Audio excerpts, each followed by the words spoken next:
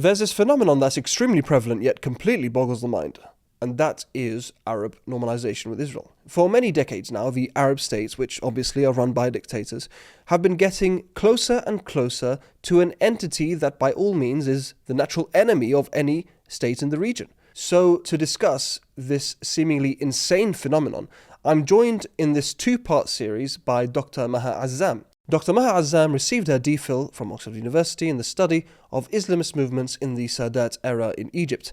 She's also the head of the Egyptian Revolutionary Council. Please enjoy.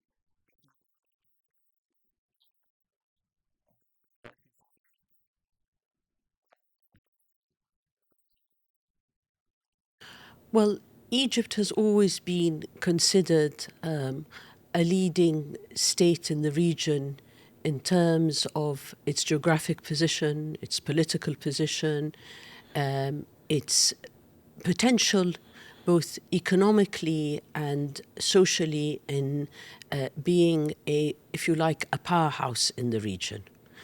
Of course, when we speak about 1948, we speak about a time before the coup of 1952 and the prevalence of a monarchy in Egypt, and at a time when there was great turbulence because of the British occupation in Egypt and the establishment of the Zionist state in 1948.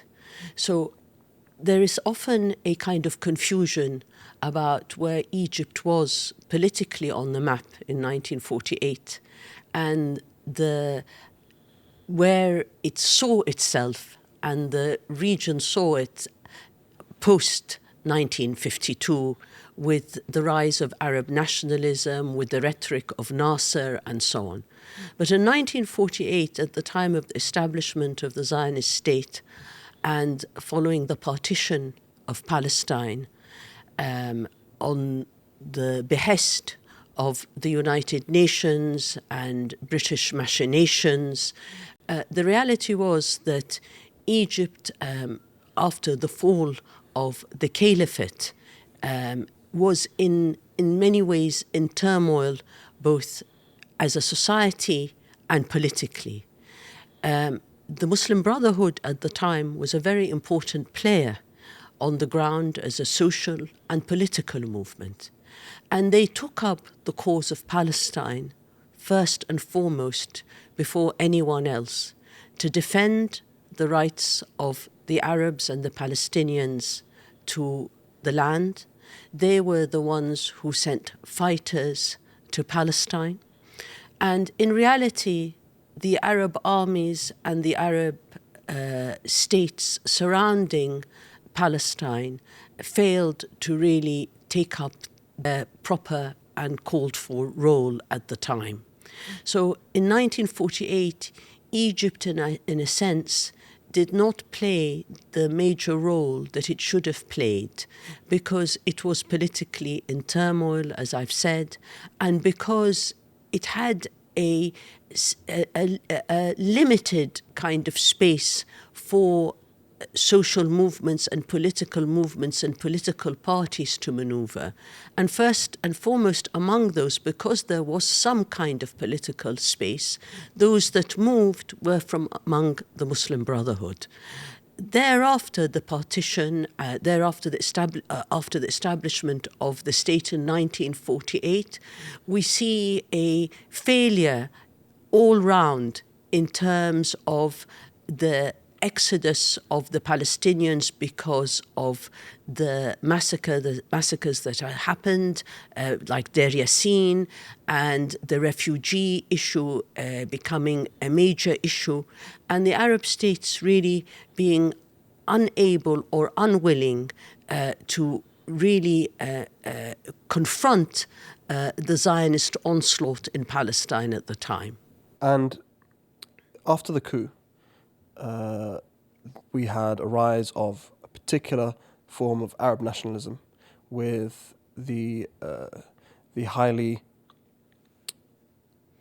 lauded or highly praised Jamal Abdel Nasser, Nasserism. And he had a kind of particular kind of idea about what it meant to be an Arab, about what the Arab world should look like. How did Israel fit into that? Was he totally at odds with Israel? Was there something, behind the scenes happening? Since the coup of 1952, we saw the rise of Arab nationalism, the idea that Arab unity was central, the rhetoric of Arab socialism, and there was a growing sense throughout the Arab world that Egypt and other countries like Syria and countries across the region, bar those, of course, of the Gulf, were going to fight the war of liberation. And Nasser's own stance during the Suez Canal crisis fed into this idea that somehow a charismatic leader would be able to carry the mantle and deliver victory. There was much rhetoric. There was a great deal of dictatorship and ostentatious dictatorial rhetoric that made people believe that victory was round the corner. In reality, there was no preparation for confronting the enemy. There was the nation, the Egyptian nation and the Arab peoples were sold lie after lie in terms of the capabilities of Egypt militarily.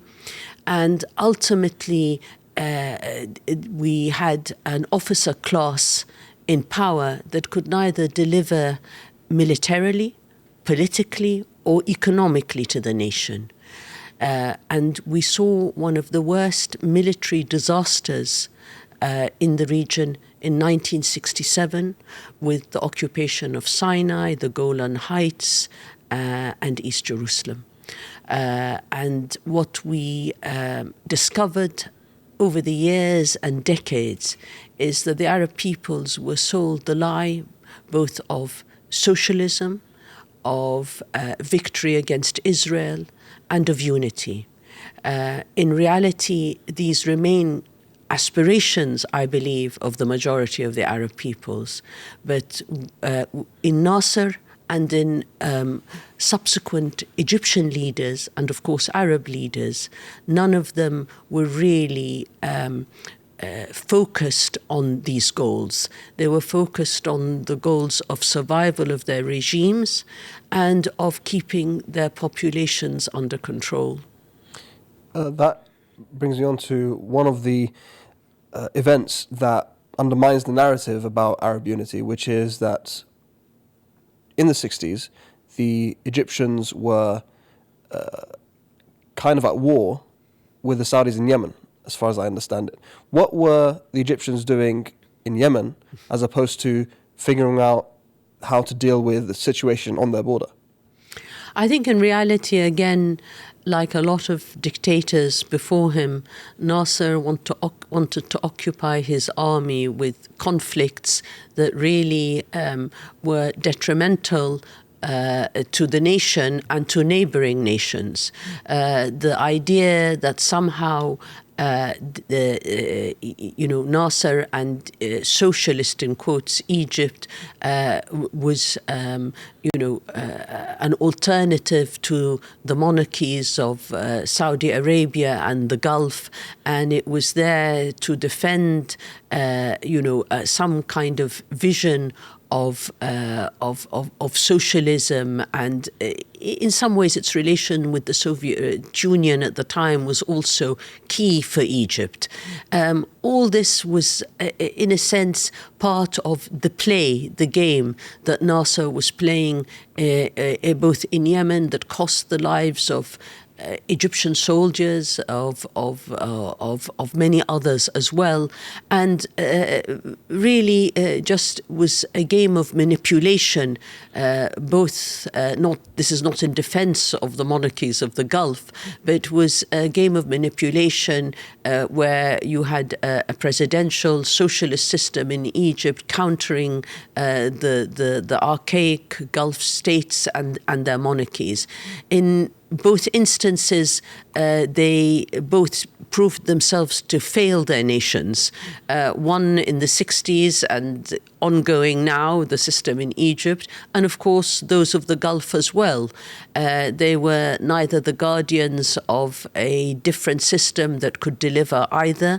They were at loggerheads for different reasons, but they both failed their peoples. They failed Yemen, they failed the Gulf, and they failed Egypt. How has the officer class managed to survive this long, considering for about 60 years or even more, they failed to deliver on anything tangible to the Egyptian people? In reality, Egypt is a very poor country. The vast majority of its population till this day lives on less than $2 a day. And it is a large percentage of its population, 30%, live on the poverty line. And Egyptians, in many ways, believed that somehow the military could deliver in 1952 when it overthrew the monarchical system. But the security state, in reality, the military state, the police state that was established then in the 60s, continues till this day. It has manifested itself in society at large. We have a nation of conscripts, and a nation where there is a huge bureaucracy, a country where in reality, people live day to day in order just to feed their families. And the military engendered a nation that was afraid to rise up in order to ensure that its rights were respected. It controlled from day one many of the structures of the state, the institutions of the state, rather. The most important being the media, and the other being the judiciary. There is much talk that the judiciary came particularly under the manipulation of the military post-2013 under Abdel Fattah al-Sisi. But in reality, the judiciary did have some components that were independent, but it was from day one under the control, or from the 50s onwards, under the control of the military. So when you have a state that controls the judiciary, it controls the media, it controls political space through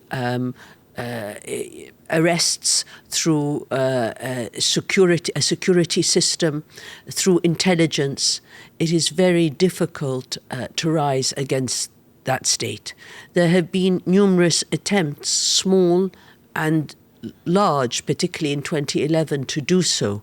But in reality, the military is one of the most difficult institutions to oppose. We've seen this in Latin America, where it took many decades to overthrow and get rid of the military. We saw it in Spain under Franco. We saw it in Portugal and in Greece.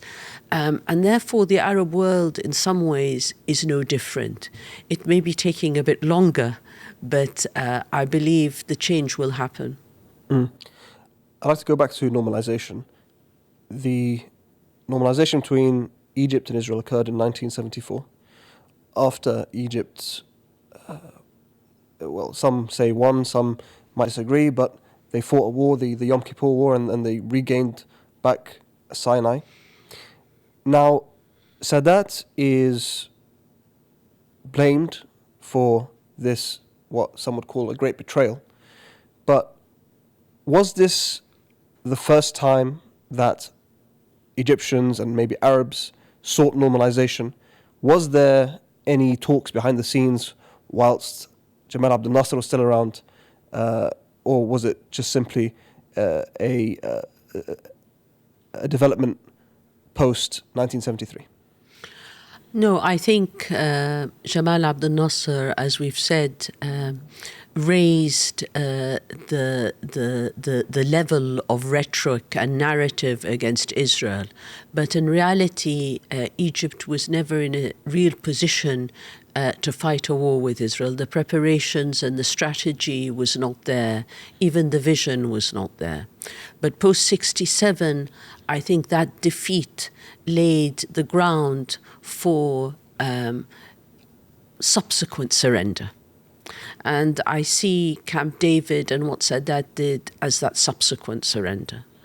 I believe it was unnecessary to surrender in that way, because you can be in a weak position militarily and politically, but not surrender. What Sadat did with the Camp David Accords was surrender. Sinai was returned, but it was a demilitarized Sinai. The October war that the Egyptians, 73 war, herald as a victory, I believe, tied the Egyptians to a relationship with Israel, in which they remain the weak party, in which Israel has the right to maneuver as it pleases, and where ultimately we see that Egypt really gained very little from the Camp David Accords. It's been a cold peace. It was a cold peace under Mubarak, but nonetheless it was a peace that served Israel first and foremost. And we have seen where Egypt is now with its position vis-à-vis what is happening in Gaza. So was Mubarak more of the same? I mean, Sadat obviously didn't last very long once he signed that agreement, but Mubarak was perfectly happy to go along with the agreement. Very much so. He endorsed it even more through his relations with Israel, through close ties with Israel. And Egypt really is bound, very closely bound, in terms of intelligence, in terms of security matters, with Israel, and politically.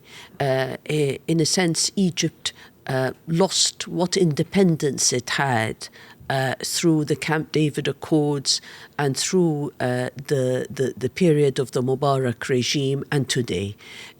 Egypt is very closely aligned with Israel, whatever the rhetoric may be. The reality is that if we hear a narrative that opposes Israel, it's because Egypt or its leadership feels it is being squeezed for more by Israel and is trying to find a balance. But ultimately it is serving Israeli interests systematically since the Camp David Accords and till this day as we speak. Between the Mubarak era and the current era, we had a brief period of democracy in Egypt. First and only democratically elected Egyptian leader, who was also a member of the Muslim Brotherhood. And you mentioned earlier that the Muslim Brotherhood were possibly the only kind of social group or social movement that promoted struggling for liberation of Palestine, or against the Zionist invasion of Palestine, rather. Did the relationship between Egypt and Israel change during that time? Was there any tensions? I think there were many underlying tensions. I believe the first democratically elected civilian president of Egypt, the first democratically elected president, full stop, President Mohammed Morsi, created a great deal of unease in Tel Aviv, because they knew full well that the Egyptian people were, as a whole, critical of Israel. They were pro-Palestinian. And you mentioned that the Brotherhood just now was maybe the only ones that took action in 48. But in reality, society as a whole as well is sympathetic and pro the Palestinian cause. And it's something we see today. So President Morsi and his government were a reflection of the Egyptian people, the majority of whom voted him in. His position vis-à-vis Gaza was very strong. He was with opening the border, with ensuring that aid was received in Gaza. And I personally, from visits after the coup to the United States, learnt through officials that Morsi would not budge, and he would not budge over security issues. He was an important component in defending both Egypt's rights, but also with not giving more leeway to Israel. He knew that the Camp David Accords were a treaty that was signed that needed to be respected at that particular time. But it didn't mean that he was going to be a sellout. And the Israelis knew it, the United States knew it, and it didn't serve him well. But history will remember, and I believe the Egyptian people will remember, who stood with the Palestinian cause and who didn't. And definitely the late President Morsi did, and he was not a sellout. And after Morsi was ousted by the current president, Al-Fattah al-Sisi, it seems like Egypt has taken not a stumble, but rather, jumped off a cliff. It seems to me that Abdel Fattah al-Sisi has been employed by some sort of nefarious foreign actor to do everything in his power to completely dismantle any form of, I don't know what the word is in English, heba, that Egypt used to have. And we see Egypt today in a state which, which 20, 30 years ago you would never have imagined Egypt to be. How would you, apart from how I preempted this question, but how would you assess how things have been going for Egypt over the last, 12 years? I think Egypt represents the broader region, and it always has in one way or another. It is a catastrophe. Egypt represents the weakness of a country that ought to have far more clout. It represents a weak state that has a military dictatorship that is trying to hold on to power, that has exploited the nation through a great deal of corruption. The military is in control of the economy. Some say as much as 60% of the economy. The management of the economy has been disastrous. It lives on borrowed money. I won't go into the level of inflation and all the collapse of the Egyptian pound, all the things that others may say to me, but it's happened in other countries. But the difference is that in Egypt, it has been 12 years of one disaster after another, and a political system that really is not even worth the term system. It is a elite in power, headed by Abdel Fattah al-Sisi and his cronies, that have sucked the country dry. The disparity between the haves and have-nots is greater than ever before. While the majority of Egyptians suffer, there is no middle class to speak of. Poverty in Egypt is rife. There has been a disastrous strategy as regards Egypt's national security, whether it comes to whether it's about Egypt's rights to the waters of the Nile because of a disastrous agreement with Ethiopia, whether it is to do with its right to the gas in the Mediterranean and its reliance on imports of gas from Israel. Egypt has really is on the brink. It is on the brink, and people say, well, why isn't there any change? In reality, when there is that level of poverty and that level of lethargy and fear because of the consequences of speaking out, the majority don't speak out. And the military class, and I say the military class, and it's their cronies, not just Abdel Fattah al-Sisi, have played havoc with the country. They have done so since 1952. The corruption levels in Egypt, whether under Sadat or Mubarak or today, just continue. And the country is in the worst state ever. But that is a reflection of Egypt on its own independently. But the failure of regimes throughout the region, it requires serious change from the bottom. For all Mubarak's faults, and you mentioned that he was completely on board with Camp David, he didn't flood the tunnels, allowing foodstuffs and goods to enter into Gaza. He at least allowed some movement in and out of Gaza.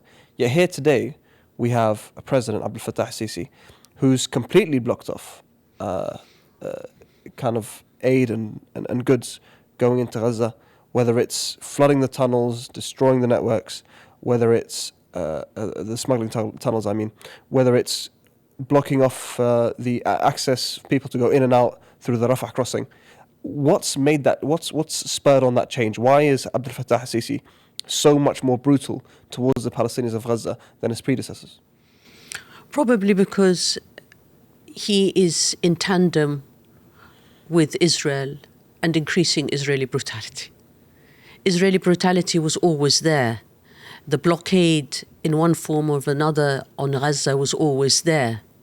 But as the situation in Gaza changed, those who head the regime in Egypt respond in like. So I think the idea that one regime is better than another or one worse than another, I believe they represent a single continuum. And ultimately, Sisi, yes, maybe worse than Mubarak or worse than Sadat or whatever, but I'm not sure that it is a useful description or comparison, because had Mubarak been in power now, I believe he would have done the same. Well, I think we have regimes in power that are allied to Israel's interests. And the component here that we have to assess and concentrate on is the nature of that alliance and the nature of that regime, not personalities. Sisi has played the role of a lackey of Israel, but so did Sadat. And I believe, in a sense, it is the nature of those that come to power and are allowed to remain in power in Egypt. In a way, what determines their survival in many ways is their close relationship with Israel. Is the fact that Hamas, which is an offshoot of the Muslim Brotherhood, the fact that they're in power in Gaza, does that play into how Sisi views Gaza and how Sisi responds to and treats the Palestinians of Gaza? I am sure that Sisi would respond to any independent leadership in Gaza in the same way. Any leadership that wants independence, that wants to confront the Zionist aggression, any leadership that wants liberation. In reality, Sisi, as we said, is closely aligned to the Israeli and Zionist project. And therefore, he will promote and oppose, he will promote an agenda that is not in the interests of the Palestinians, and also oppose any attempt to achieve real self-determination. The idea that Sisi or any other Arab regime wants an independent Palestinian state has to be approached with great caution, because what is the nature of that state? And who is going to be allowed to lead that state? And what is its relationship going to be with the Zionist state? I think those are key questions. We don't want Bantustan. If anyone wants to speak about the Palestinian state, they must be fully aware that that is going to come with major restrictions from the international order and from regional states as well. I think the Palestinians want real independence. They don't want a small piece of territory that they can just call Palestine. I want to move on from Egypt because Egypt is far from the only normalizing Arab state. But a question that's on my mind while listening to your analysis of the situation is, why would any Egyptian leader be content with being Israel's lackey? I mean, you have one of the largest resources, sources of human capital in the region, right? You've got over 100 million people among your population. These are individuals that could raise your status up, right, to becoming the most powerful country in the region, if not further than that. And yet, you as a president, you as a officer class, as an establishment elite, are okay with being the lackeys for this cancerous Zionist entity. What explains that kind of behavior and that kind of thinking? I think it is, if you like, the disease of all authoritarian regimes and dictators. It doesn't just apply to Egypt. It's a major question as to why those in power seek more power and do not seek to share in the wealth of their nation equally or fairly. It's greed. It is the fact that there are people who come to power that are supported and remain in power because of outside forces that are not independent.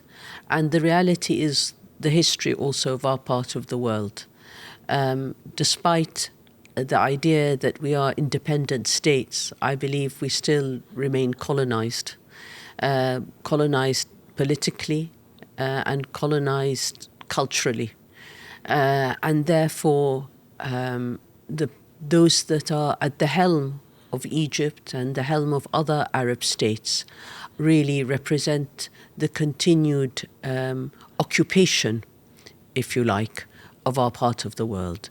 A neocolonialism that feeds on the greed and the desires of those who want to remain in power, to become wealthier, to keep circles of influence around them, and to ensure that they are happy and rich and wealthy.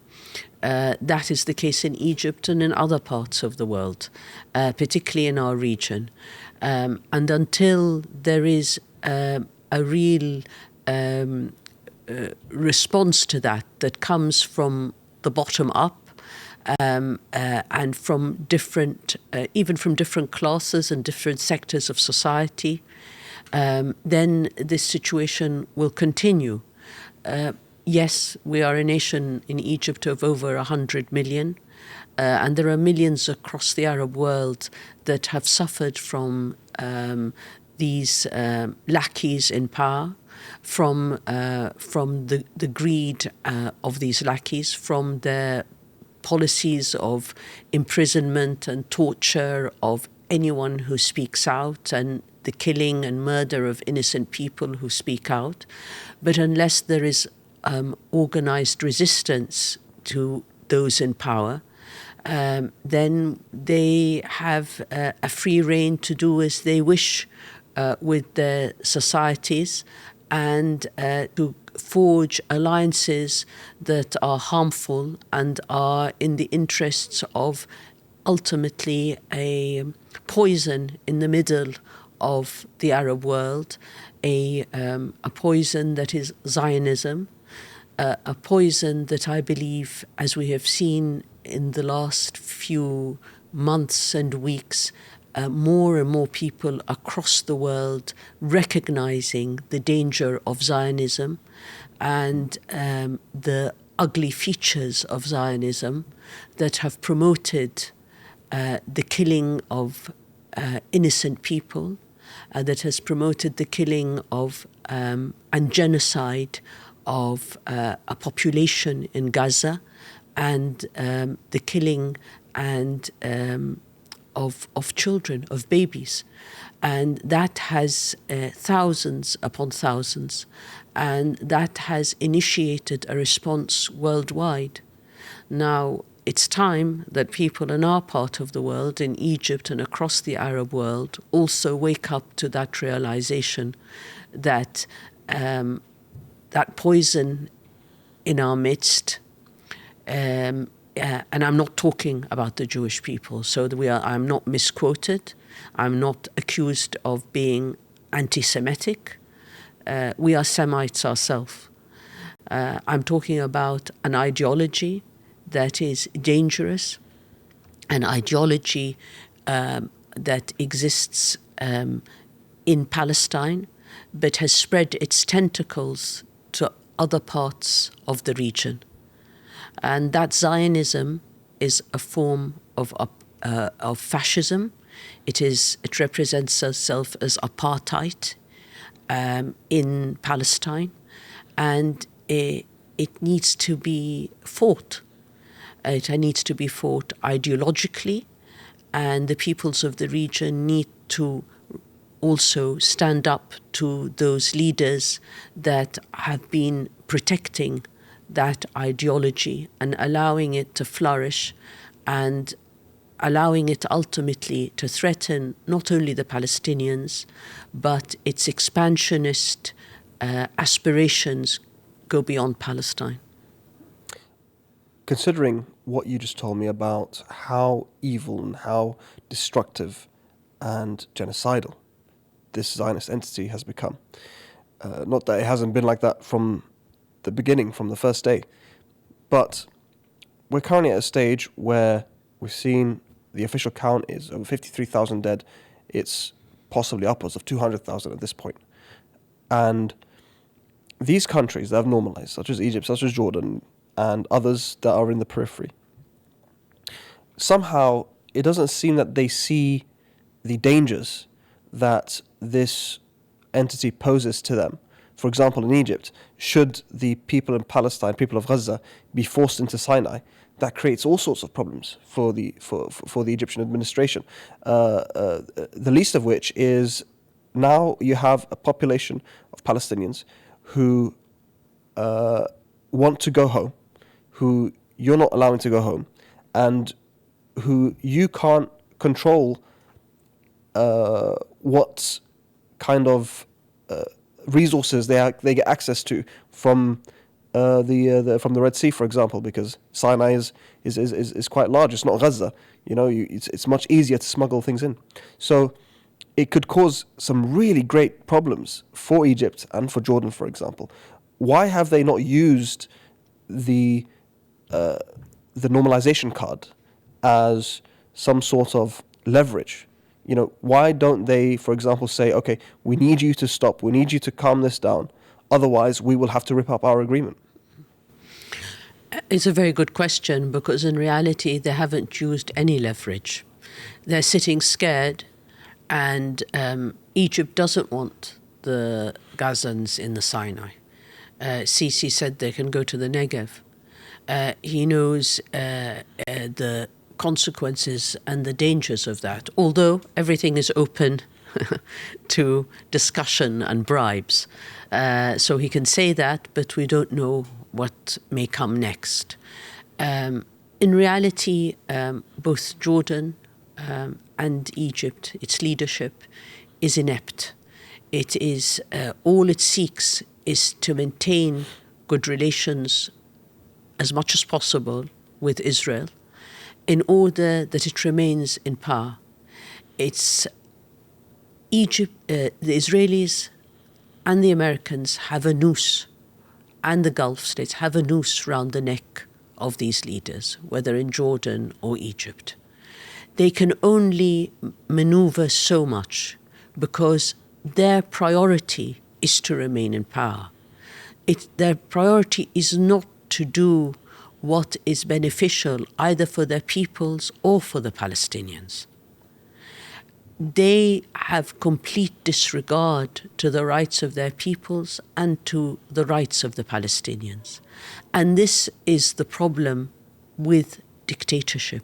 It is the problem with a one-man show in power, that it comes to power wanting to stay in power forever, that it doesn't accept being held accountable, and where all mechanisms of accountability have been removed. Therefore, yet again, in order to have policies that are beneficial for the peoples of the region and to be able to stand up to occupying powers, you need representative regimes, representative governments that can be held accountable. It doesn't mean they will achieve victory overnight, but they will not be working on their own and working in alliance with the enemies of the peoples themselves, which is what is happening in our part of the world. How do we achieve that? I mean, we are currently witnessing this terrible crimes going on in Gaza, and the people of Egypt and the people of Jordan are still sat at home. They're watching, okay, they're making their prayers and they're hoping that the genocide ends, but they're not moving. And you mentioned that the people in Egypt, the have-nots, don't have anything to lose. I mean, okay, they may be punished, but in terms of materially speaking, their lives are already kind of devoid of kind of the niceties and the luxuries that someone might hope to protect. So if you have nothing to lose and you're seeing this great crime being perpetrated only on your border, and you know that your government is completely complicit and is allowing for it to happen, why are you sat at home? I think for the majority of people, the barrier of fear is so great, and it has been entrenched more and more by the regime, particularly in Egypt since 2013. Egypt has possibly over 100,000 in prison. According to human rights organizations, and even this has been ratified by the US State Department, there are 80,000 political prisoners and 40,000 pre-trial prisoners. That amounts to about 116 imprisoned to every 1,000 in the population. That's high. And there is a rotating system of imprisoning, holding people, and then there is no trial. And there is a continuous, cases of disappearances. We saw in the earlier period during the Sisi's rule, the level of executions or verdicts of executions that were unprecedented in the history of Egypt. So there's a huge barrier of fear. That barrier of fear needs to be broken, because ultimately it is a population of over 100 million, and you have a small class of military and power. They have the access to weapons and security and the police force. But ultimately, when a population rises, it rises. And you can bring about change and shake the system, as we saw with the Arab Spring throughout the Arab world, if people decide to break that barrier of fear. I think also, often when people are so destitute and hungry, they don't move. And that is why the regime also makes sure that around the top echelons there is a coterie that is so well fed and so happy that it will protect the system. And that for the majority of people, the situation is so bad, they don't go completely hungry maybe, although in Egypt there is poverty and they live below the poverty line, but they're just about managing. And then the very poor can't raise their heads. It's a very complicated situation. And it's one that I believe has been created by the regime knowingly. And one regime after the other has tried to ensure that the Egyptian people keep their head low, that they live in fear, and that they know that the military are their masters. That needs to change. That barrier of fear needs to be broken. And honestly, I believe that the military has never been as unpopular in Egypt as it is today. The military was always looked up to as the guardian of the nation, they represent something honourable and great and so on. That is no longer the case. I believe Sisi's Egypt is one in which the military is extremely unpopular, and the coup of 2013, although it happened on the back of a great deal of rhetoric and a great deal of fanfare, that somehow the 30th of June, which saw many on the streets, represented a popular counter-revolution. In reality, it was a show, and many people afterwards realized the mistake that they made by supporting the military comeback and not supporting the democratically elected president of Egypt. And they're paying a very high price for it today. Have you read 1984? Yes. So you're probably familiar with the quote, or rather the thing that the main character, Winston, I think is called, he says over and over again is something along the lines of, we have faith in the proles, right? Or it's the revolution or the change that needs to happen will come from within this underclass. But at the end, he's disappointed when he learns that he's not able to move the underclass, as he hopes they would move. Are we at a stage in Egypt where we can no longer expect those who need change the most will actually move towards attaining their own rights? I think in Egypt it isn't just the underclass that is suffering. It is the majority across all classes. I believe that in Egypt, different sectors of society, educated, workers, the poor, have all suffered under this regime. And ultimately, what we're seeing is control by a minority of the majority. That minority does wield the military power and the relations with outside regional and international powers. But it also cannot sustain a country of over 100 million without delivering. The situation is becoming more dire, both economically and socially. And eventually we will see this house of cards fall. It may fall also because of the fissures within itself. It will be prompted maybe by the population moving, but the population may move also because the house of cards itself begins to collapse from inside. And that is often what happens with these types of regimes. You might see overnight a collapse of a regime that seemed very strong, but actually collapses within itself because of either divisions or either because it actually has to feed the millions and is unable to do so.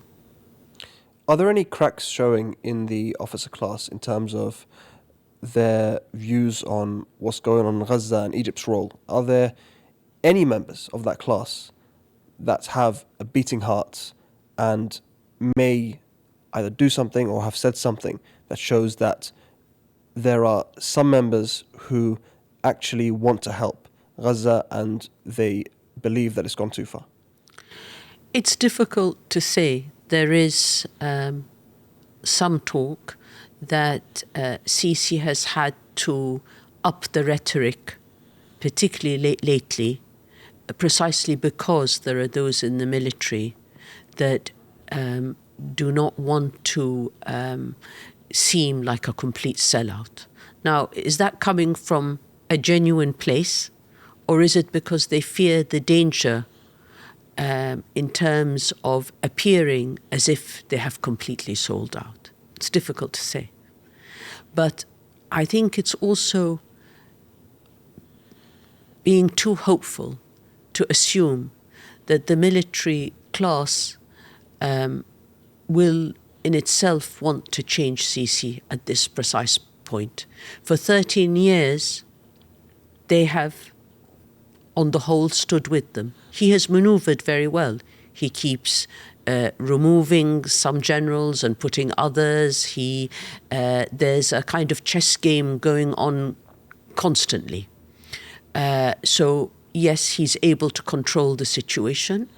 He's able to bribe large components of that class or the military establishment, the upper echelons of the military establishment, and has kept them happy.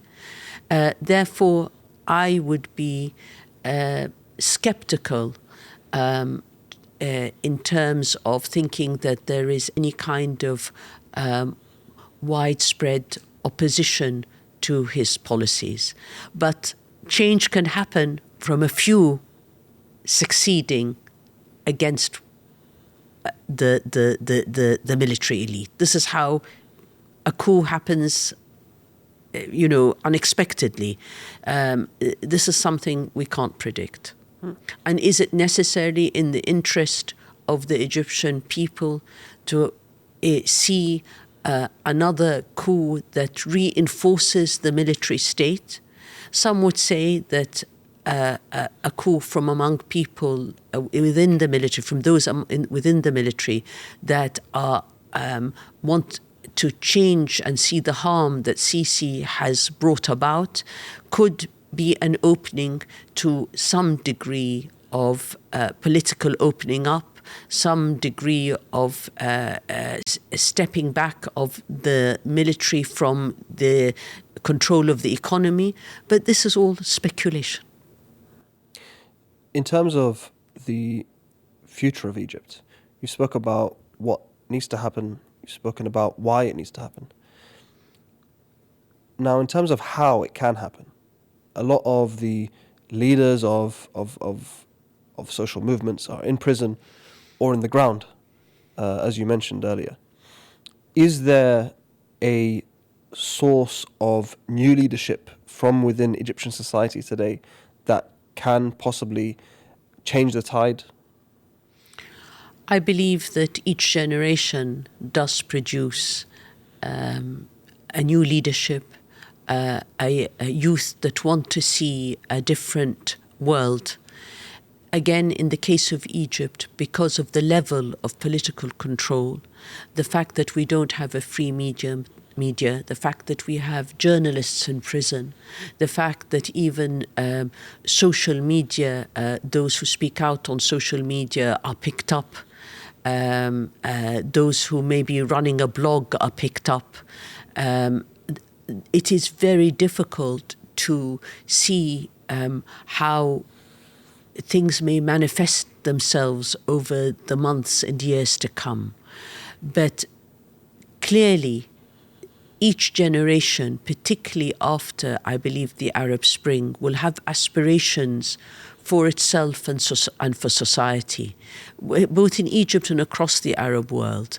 I don't believe that the youth don't believe in a better future for themselves, and we have a generation that dreams of a better world, for themselves and for their children. It is the reality of politics, and we know this as a fact, that change does come, but when and how is the question.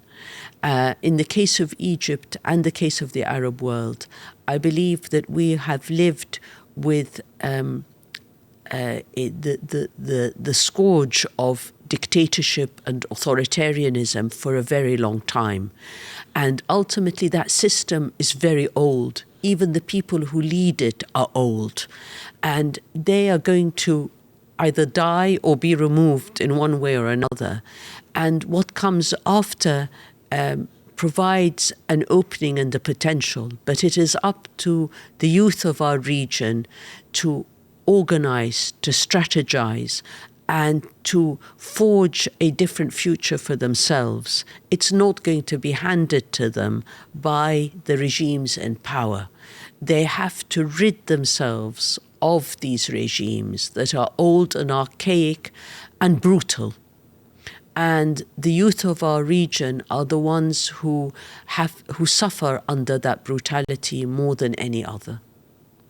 In the interest of time, I'm going to have to end it there. Thank you so much for joining us today, Dr. Maha. Thank you very much indeed.